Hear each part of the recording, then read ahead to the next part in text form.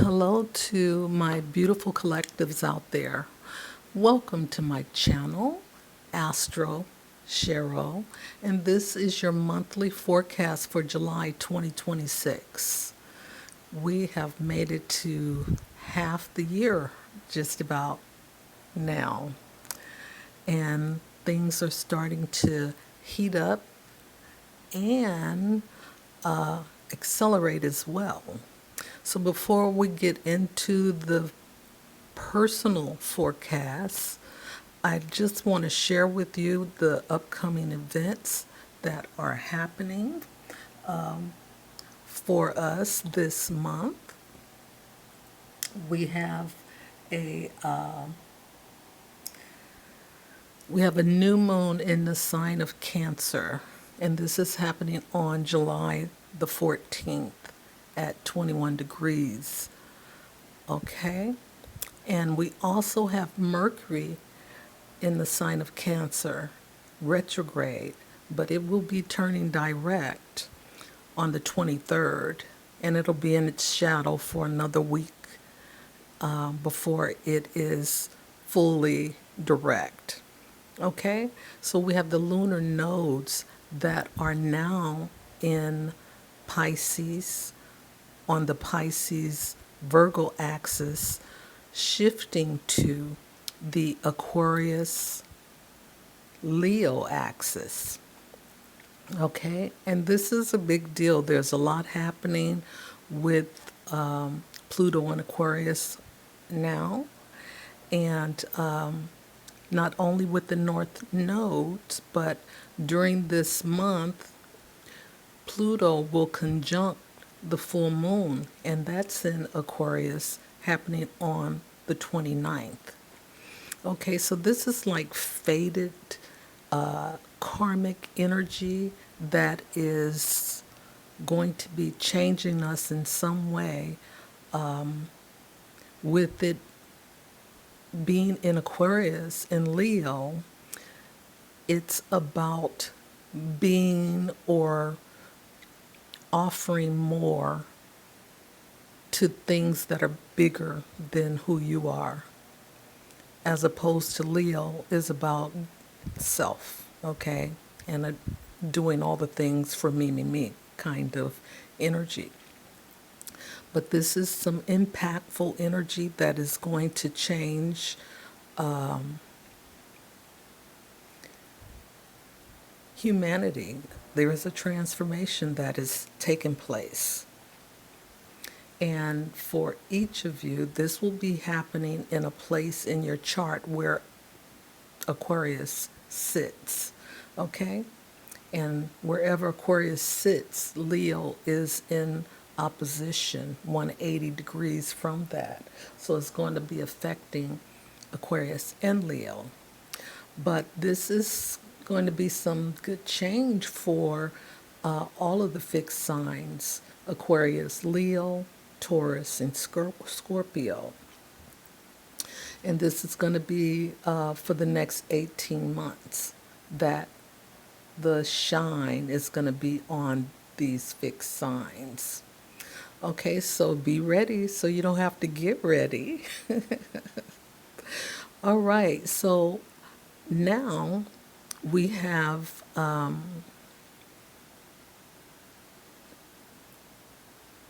did mention Mercury, turning direct, but while Mercury is in retrograde, this is a good time to turn inward and correct or revise, reevaluate what what we feel is ready to be released, because this lunation that's coming up on the with the full moon and the conjunction with Pluto is a part of that process of letting go of things.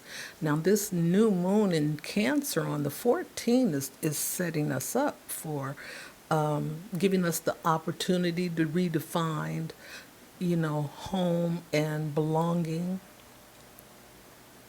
our tribe, and connect with our feelings of inner security that comes from within. So you have to be secure within yourself.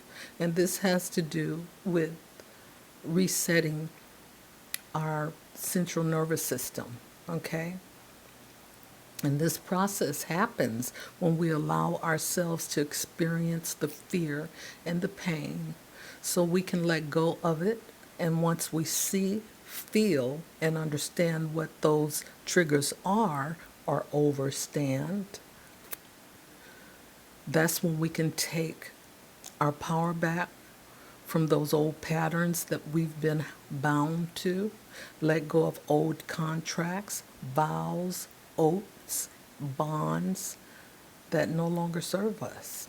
So this is this new moon energy starting to set us up for what we need to look at and start to work on so that at the full moon we can start to release, and this energy will stay around for 6 months.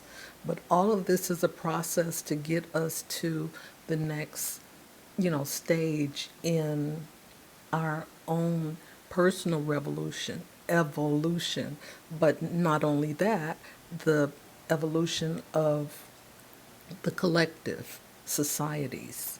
Okay? So, now that I've given you the overview, let's get into the forecast. So, I will see you on the other side. Hello to my beautiful Pisces risings out there. Welcome to my channel, Astro Cheryl, and this is your monthly forecast for July 2026. Yay! I did an overview of the month of July, so please step over there and check it out. But here I'm going to get into the forecast, okay? So this month we have a new moon in Cancer in the sign on July 14th, and Mercury turns direct in Cancer on July 23rd. Okay, the lunar nodes shifts from Pisces Virgo axis to the Aquarius Leo axis on the 26th. And just note that Pluto is in the sign of Aquarius. So wherever Pluto is, there is transformation energy, and it may be disruptive, but it's making foundational changes for the better. Okay, and we have Pluto conjuncting the North Node later on that day. So on July the 3rd, we have Jupiter in Cancer squaring Chiron in Taurus.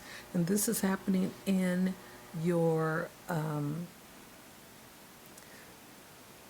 Jupiter in Leo. So Leo is in your sixth house, and Chiron in Taurus is in your third house. But I want you to understand that squares are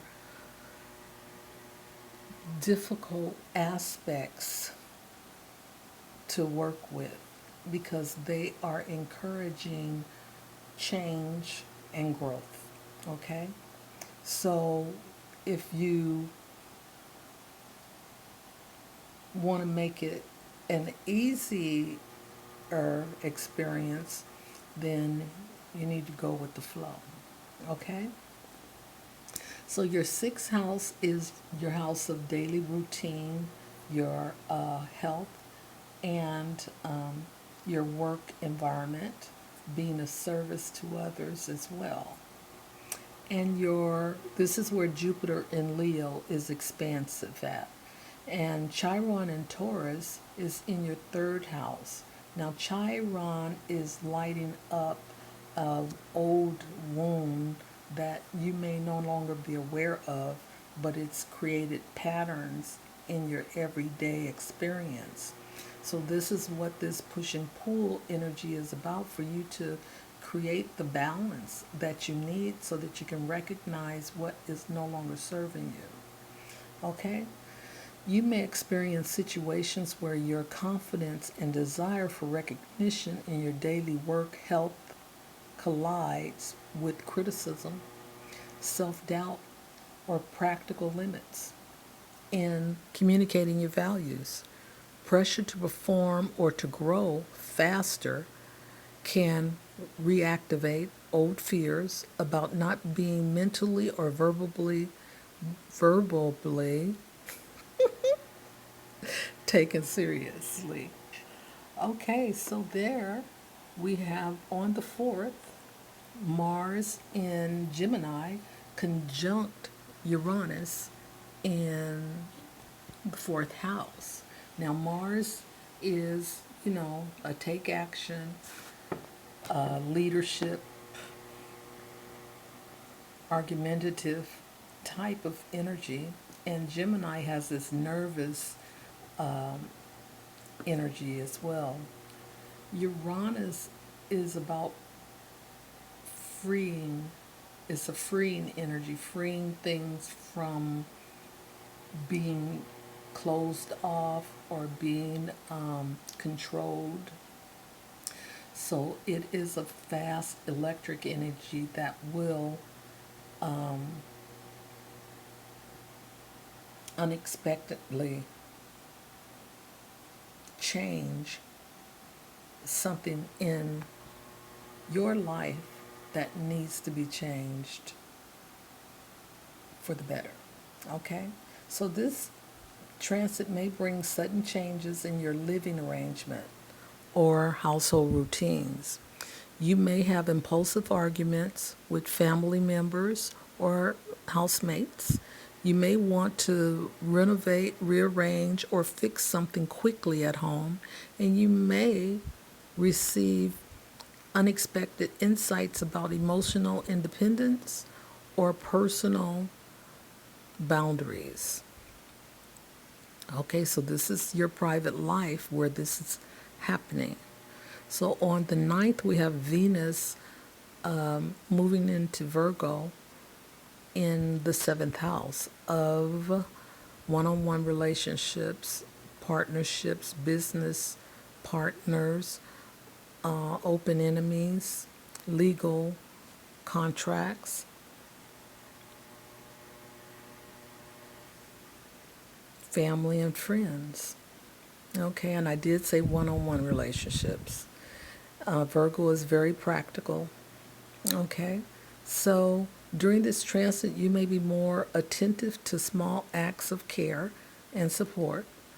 Love may be shown through helpfulness and problem solving. You may be more discerning or critical about your partner's habits and practical competence. Existing partnerships may deepen through improved cooperation and clear division of responsibilities. On the 20th, we have Jupiter in Leo trining Neptune in Aries. Now, first, the trine is a gift from God. It's something that is you get. It's like it's just dropped in your lap, and it's usually fortunate. And Jupiter is about luck, and it's in the sign of Leo, and it's in your 6th house of health, your work and your daily routine. And then we have Neptune and Aries in your 2nd house of self-worth, your values, possessions, the money you make, your finances. And I did say possessions, right?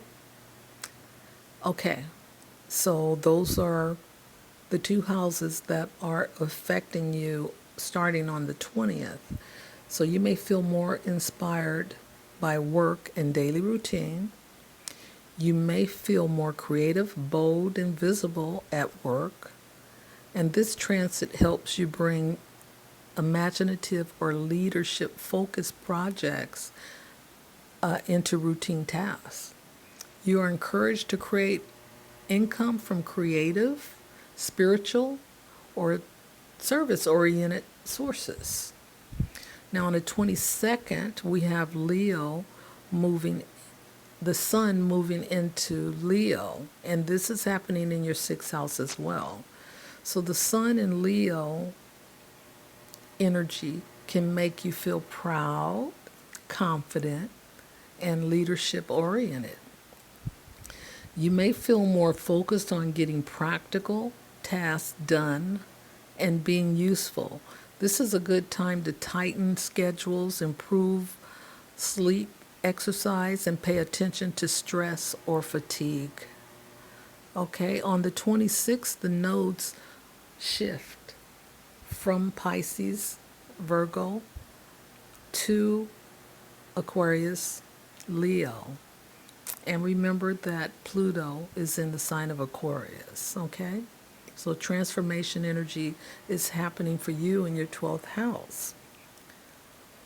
All right, so there's a full moon in Aquarius, and it's happening in your 12th house of unconscious energy, retreat.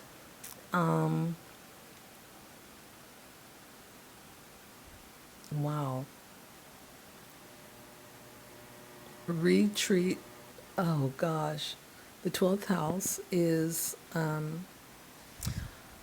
hidden enemies. It is your karmic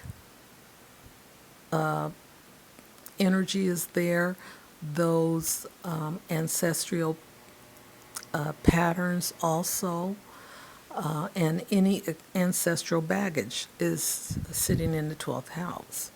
So this full moon points to a private, inwardly emotional release. It can bring hidden feelings, dreams, restlessness, or the need to bring solitude into focus.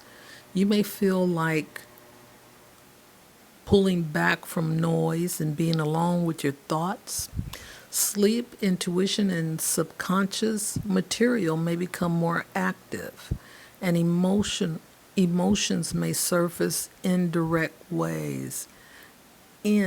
indirect ways, okay? Such as dreams or sudden realizations. Now, Pluto will conjunct the North Node in the same house as well, and this is a faded feeling turning point. A private issue becomes impossible to ignore, and behind the scenes insight may redirect your path. Okay, you may need more rest, withdrawal, or time alone than usual. Hidden fears, self sabotage, or old emotional habits can surface for release. You feel called to help others quietly or to step back from group pressures and reclaim your independence. Okay? So that's wonderful, Pisces rising. This is your forecast for the month of July. And until next time, bye for now.